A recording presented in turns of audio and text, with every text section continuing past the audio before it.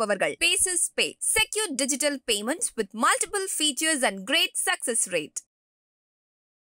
என்னை பொறுத்தவரைக்கும் இந்த ஜனநாயகத்தினுடைய தளங்களாக, இந்த ஜனநாயகத்தினுடைய தூண்களாக இங்கே இருக்கக்கூடியவைகள், அது சட்டமன்றம், நாடாளுமன்றம், நீதித்துறை, ஊடகம், நிர்வாகம் என்று இருப்பதிலே யார் பெரியவர் என்ற போட்டியெல்லாம் பல நேரங்களிலே நடக்கும். நிர்வாகம் பெரிதா அல்லது நீதித்துறை பெரிதா, அல்லது ஊடகம் பெரியதா அல்லது சட்டமன்றம், நாடாளுமன்றம் பெரிதா என்ற கேள்விகள்லாம் எழுப்பப்படும். என்னை பொறுத்த வரைக்கும் சட்டமன்றம் பெரிதா, நீதித்துறை பெரிதா, நிர்வாகம் பெரிதா, ஊடகம் பெரிதா என்பது அல்ல.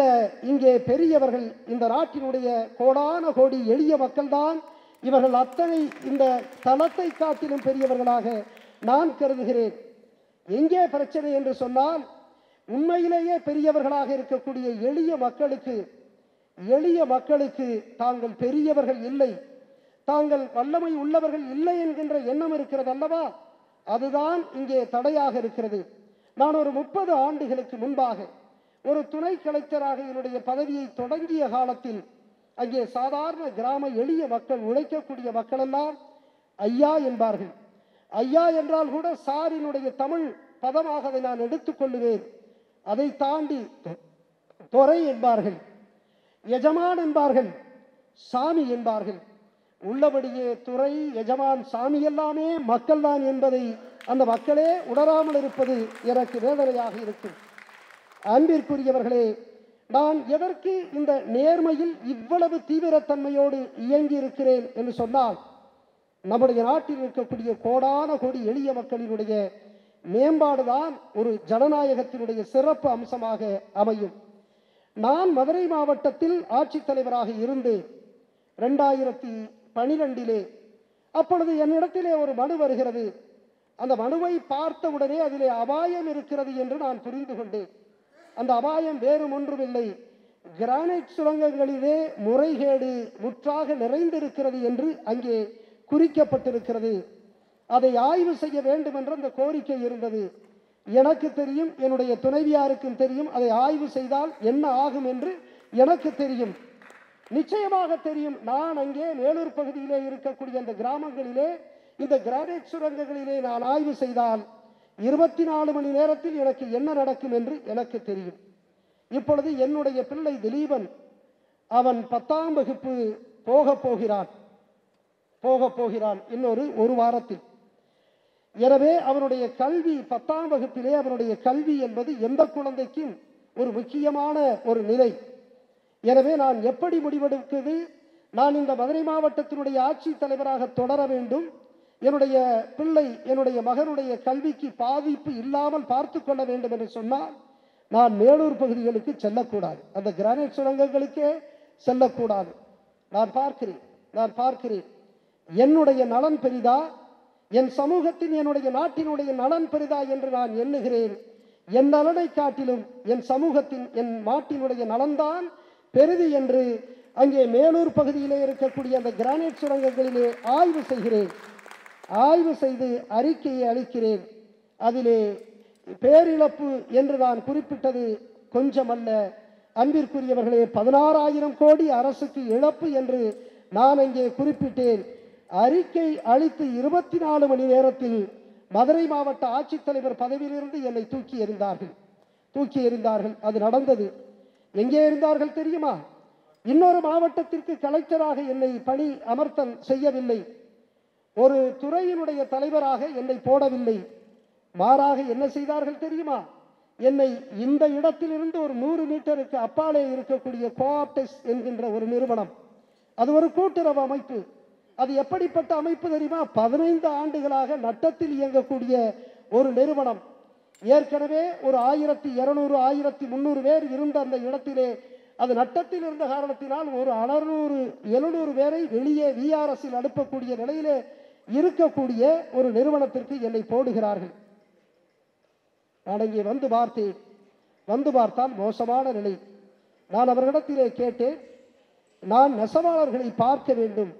இந்த நாட்டில் வெகு மக்களாக இருக்கக்கூடிய உழவர்கள், மிக முக்கிய தொழிலாக இருக்கக்கூடிய உழவுக்கு அடுத்து இருக்கக்கூடிய அந்த நெசவு தொழில், அந்த நெசவு தொழிலில் இருக்கக்கூடிய நெசவாளர்களை நான் பார்க்க வேண்டும் என்று சொல்லி என்னுடைய அலுவலகம் கூட்டிக் கொண்டு போனார்கள் விருதுநகர் மாவட்டத்திற்கு. அந்த விருதுநகர் மாவட்டத்திலே அருப்புக்கோட்டை என்கின்ற இடத்திலே நெசவாளருடைய குடியிருப்புக்கு செல்லுகிறேன். ஒரு சின்ன வீடு, அங்கே செல்லுகிறேன். சென்றவுடன் அங்கே இருக்கக்கூடிய அந்த நெசவாளியினுடைய பெயர் செல்வராஜ். ஒரு ஏழை நெசவாளி. பார்த்தாலே அந்த வறுமையும் வெறுமையும் அப்பட்டமாக அவருடைய முகத்தில் தெரிவதை என்னால் பார்க்க முடிகிறது. நான் அங்கே பார்த்து உள்ளே நுழைந்தவுடன் அவர் கேட்ட கேள்வி என்ன தெரியுமா? ஐயா, மோர் சாப்பிடுகிறீர்களா என்று கேட்டார். நாங்கள் 7-8 பேராக அதிகாரிகளோடு வந்திருக்கிறேன் என்று சொன்னார். எல்லோருக்கும் மோர் வைத்திருக்கிறேன் என்று சொன்னார். இந்த மண்ணினுடைய மகத்தான விருந்தோம்பல் பண்பை நான் எந்த வசதி பெற்றவர்களிடத்திலும் பார்த்ததில்லை. இந்த ஏழை நெசவாளி போன்றவர்களிடத்திலே தான் நான் பார்த்தேன். அப்படி சொல்லிவிட்டு எல்லா விவரத்தையும் கேட்டு, நீங்கள் சேலை நெய்கிறீர்களே, அருப்புக்கோட்டை சேலை பிரசித்தி பெற்ற சேலை, உங்களுக்கு எவ்வளவு கிடைக்கிறது என்று கேட்டேன். அவர் சொன்னார், ஐயா, ஒரு நாளைக்கு 60 ரூபாய் கிடைக்கிறது என்று சொன்னார். 60 ரூபாயை வைத்துக் கொண்டு ஒரு நெசவாளி எப்படி தன் குடும்பத்தை ஓட்ட முடியும் என்று நான் நொந்து போனேன். பக்கத்திலே இருந்த அலுவலர்களை பார்த்து கேட்டேன். அங்கே இருக்கக்கூடிய கடைநிலை ஊழியரை பார்த்து கேட்டேன், உங்களுக்கு என்ன சம்பளம் என்று. பியூன் அவர் சொன்னார், எனக்கு 30,000 ரூபாய் ஒரு மாதம் சம்பளம் என்று சொன்னார். அப்படியானால் ஒரு நாளைக்கு 1000 ரூபாய். அதற்கு அடுத்த நிலையிலே ஆய்வாளர் நிலையிலே இருக்கக்கூடியவரிடத்திலே கேட்டேன், உங்களுக்கு எவ்வளவு சம்பளம் என்று. அவர் சொன்னார் 45,000 என்று சொன்னார். அப்படியானால் அவருக்கு ஒரு நாளைக்கு 1500 ரூபாய். அதற்கு பிறகு அதற்கு மேலே இருக்கக்கூடிய அலுவலர் அசிஸ்டன்ட் டைரக்டர், அவரிடத்திலே கேட்டேன், உங்களுக்கு எவ்வளவு சம்பளம் என்று கேட்ட பொழுது 60,000 ரூபாய் என்று சொன்னார். அப்படியானால் உங்களுக்கு 2000 ரூபாய் ஒரு நாளைக்கு சம்பளம் இருக்கிறது. பாருங்கள், நீங்கள் எந்த மனிதனுக்காக இருக்கிறீர்களோ அந்த மனிதனுக்கு ஒரு நாளைக்கு 60 ரூபாய் தான் கிடைக்கிறது. ஆனால் உங்களுக்கு 1000, 1500, 2000 என்று கிடைக்கிறது. இவ்வளவு இடைவெளி இருந்தால் அது ஒரு ஜனநாயகத்தினுடைய மேன்மை இல்லையே. நீங்கள் இந்த மக்களுக்கு என்ன செய்திருக்கிறீர்கள் என்று கேட்டுவிட்டு நான் வெளியே வந்தேன். இப்படி நான் செல்லுகிற இடத்திலெல்லாம் 60 ரூபாய், 70 ரூபாய், 80 ரூபாய், 100 ரூபாய் தான் நெசவாளிகள் பெற்றுக் கொண்டிருந்தார்கள். இது எனக்கு வேதனையை அதிகரித்தது. நான் வந்தவுடனே முடிவெடுத்தேன், இந்த 15 ஆண்டு கால இந்த கோஆப்டெக்ஸை நாம் மாற்ற வேண்டும் என்று முடிவெடுத்து அத்தனை புதுமைகளை 2 வேலைகளை செய்தேன். 1, புதுமைகளை புகுத்துவது. 2, அரசியல்வாதிகளினுடைய குறுக்கீடை அறவே நிராகரிப்பது என்று நான் முடிவு செய்து 2 வேலையும் செய்தேன். 1.5 ஆண்டுகளிலே நண்பர்களே, 15 ஆண்டு காலம் நட்டத்தில் இருந்த ஒரு நிறுவனத்தை லாபகரமான நிறுவனமாக நான் மாற்றி காண்பித்தேன். அதிலே 2 கோடி ரூபாய் வந்தது லாபம். அதிலே 1 கோடியை முதன்முறையாக கோஆப்டெக்ஸ் 1935 தொடங்கப்பட்ட நிறுவனம். 1935 தொடங்கப்பட்டு இதுகாரும் நெசவாளிகளுக்கு போனஸ் வழங்கவில்லை. நான் 1 கோடியை எந்த நெசவாளி கோஆப்டெக்ஸினுடைய அடித்தளமாக இருக்கிறானோ அவனுக்கு கொடுக்க நான் உத்தரவிட்டேன். எதற்காக சொல்லுகிறேன் என்று சொன்னால், நான் எடுத்த அந்த அரசியல்வாதிகளினுடைய அந்த இன்டர்ஃபியரன்ஸ் என்று சொல்லுகிறோமே, அவர்களுடைய அத்துமீறலை கோஆப்டெக்ஸிலே தடுத்து நிறுத்திய காரணத்தினால் நான் அங்கிருந்து மாற்றப்பட்டு 7 ஆண்டுகள் ஒரு அதிகாரமில்லாத பதவிக்கு நான் அங்கே நியமனம் செய்யப்பட்டேன். அதற்காக நான் வருந்தவில்லை. அன்பிற்குரியவர்களே, ஒரு IAS அதிகாரி அவர் நினைத்தால் ஒரு மகத்தான மாற்றத்தை தன்னுடைய துறையிலே உருவாக்கலாம். அந்த மாற்றம் எளிய மக்களினுடைய ஏற்றத்திற்கு உதவும் என்று நான் நம்புகிறேன். இன்றைக்கு கூட நம்முடைய நீதி அரசர் சந்துரு அவர்கள் பேசுகிற பொழுது சொன்னார்கள், 3 பேர் லயோலா கல்லூரி என்று சொன்னார்கள். 3 பேர் லயோலா கல்லூரி என்றால் மற்றவர்கள் எல்லாம் பிற கல்லூரி என்பது பொருளாகும். ஆனால் இன்னொன்றையும் சொன்னார், 3 பேர் இடதுசாரி என்று சொன்னார்.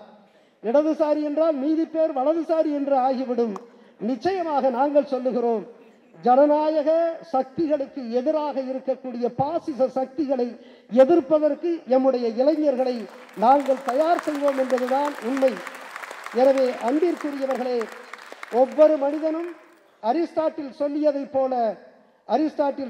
போல man is a social animal என்று சொல்லுகின்ற அந்த கருத்துக்கு உட்பட எந்த மனிதனும் தனி மனிதனாக வளருவது இல்லை. எனவே இங்கே நான் சொல்லுவேனே, நான் கொடுக்க விரும்புகிறேன் என்று நான் சிறு வயதிலிருந்தே பெற்றுக்கொண்டிருப்பவன். என்னுடைய பெற்றோர்களிடத்திலிருந்து நான் பெற்றுக்கொள்ளுகிறேன். அதை போல என்னுடைய ஆசிரியர்களிடந்து நான் பெற்றுக்கொள்ளுகிறேன். இதை போல ப்ரொஃபசர் ரியாஸ் இங்கே வந்திருக்கிறார். எங்களுக்கெல்லாம் ஒரு 35 ஆண்டுகளுக்கு முன்னால் IAS வழிகாட்டி மையத்தில் எங்களுக்கு கணிதம் எடுத்த ஒரு மாபெரும் பேராசிரியர்.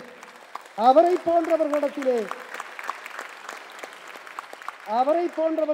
நாங்கள் பெற்றுக்கொள்ளுகிறோம். அது மட்டுமா, நான் உணவு உண்ணுவதற்கு ஒரு உணவனிடத்திலிருந்து பெற்றுக்கொள்ளுகிறேன். நான் நல்ல ஆடையை உடுத்துவதற்கு ஒரு நெசவாடி இடத்திலிருந்து நான் பெற்றுக்கொள்ளுகிறேன். நான் ஒரு அழகான ஒரு செருப்பை போட வேண்டும் என்று சொன்னால் ஒரு செருப்பு தைக்கும் தொழிலாளி அவன் எனக்கு கொடுக்கிறான். நான் அழகாக என்னுடைய முடியை திருத்த வேண்டும் என்று சொன்னால் ஒரு முடிதிருத்தும் தொழிலாளி அவனுக்கு கொடுக்கிறான். நான் அழகாக தூய்மையாக ஆடைகளை உடுத்த வேண்டும் என்று சொன்னால் ஒரு சலவை தொழிலாளி எனக்கு கொடுக்கிறான். எனவே எல்லோரும் எனக்கு கொடுக்கிறார்கள். எனவே நான் திருப்பி கொடுக்க வேண்டும் என்பதற்காகத்தான் என்னுடைய அதிகாரத்தை இந்த எளிய மக்களுக்காக தீவிரமாக நான் அங்கே திருப்பி அளித்தேன். அதைத்தான் நம்முடைய அன்பிற்குரிய பேராசிரியர் முனைவர் மாசிலாமணி இந்த சமூகத்திற்கு கொடுக்க வேண்டும் என்று நினைத்திருக்கிறார். அவர் ஒரு விஞ்ஞானி. உண்மையிலேயே ஐன்ஸ்டீன் சொல்லுவார், நான் இந்த சமூகத்திற்கு கொடுக்க வேண்டும் என்று சொல்லுவார். 100 times a day I remind myself my inner and outer life depends on the labor of the people who are living and dead, and therefore I need to extend myself in the same manner and measure as I have received and I have been receiving என்று சொல்லுவார். இந்த சமூகம் எனக்கு கொடுத்திருக்கிறது என்பதை நான் 100 முறை நினைக்கிறேன். எனவே எந்த சமூகம் எனக்கு கொடுத்திருக்கிறதோ அந்த சமூகத்திற்கு நான் திருப்பி கொடுக்க வேண்டும் என்று ஐன்ஸ்டீன் சொல்லுகிறார்.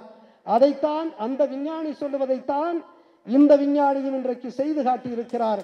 எனவே நிச்சயமாக நான் உளமாற உங்களை வாழ்த்துகிறேன்.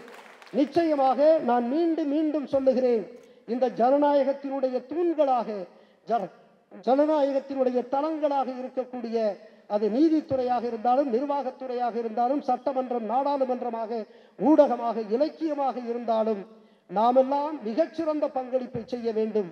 அப்படி பங்களிப்பை செய்கிற பொழுதுதான் உண்மையான ஜனநாயகம் மிளிரும். ஆபிரகாம் லிங்கன் 1863 நவம்பர் 19 அங்கே பென்சில்வேனியாவிலே இருக்கக்கூடிய கெட்டிஸ்பர்கிலே அவர் சொல்லுவாரே, the government of the people, by the people, for the people என்று சொல்லுவாரே, that government will not perish from the earth என்று சொல்லக்கூடிய அந்த உயர்ந்த வாசகத்தை நாம் உண்மையிலேயே அது அர்த்தமுள்ள பொருளுள்ள வாசகமாக அது மக்களுக்கான, மக்களால் மக்களினுடைய அரசாக மாற வேண்டும் என்று சொன்னால் மகத்தான விழிப்புணர்வை நாம் ஏற்படுத்த வேண்டும். அத்தகைய விழிப்புணர்வு ஏற்படுத்தக்கூடிய நிகழ்வாக இந்த நிகழ்வு இருக்கிறது. நன்றி கூறுகிறேன். இந்த விருதை இந்த நாட்டினுடைய கோடான ஏழை எளிய விவசாயிகள், நெசவாளர்கள், ஒடுக்கப்பட்ட உழைக்கக்கூடிய தோழர்கள், கடலோடி மக்கள், அவர்களுக்கு அர்ப்பணிக்கிறேன். அவர் கொடுத்திருக்கக்கூடிய 50,000 ரூபாயை நான் நாமக்கல்லில் தொடங்கி 2009 தொடங்கி இருக்கக்கூடிய ஆதரவற்ற இல்லத்தினுடைய 25 பிள்ளைகளை நான் படிக்க வைத்துக் கொண்டிருக்கிறேன். அந்த பிள்ளைகளுக்கு அர்ப்பணிக்கிறேன். நன்றி, வணக்கம். இந்த வீடியோ உங்களுக்கு பிடிச்சிருந்தா லைக் பண்ணுங்க, ஷேர் பண்ணுங்க, கமெண்ட் பண்ணுங்க.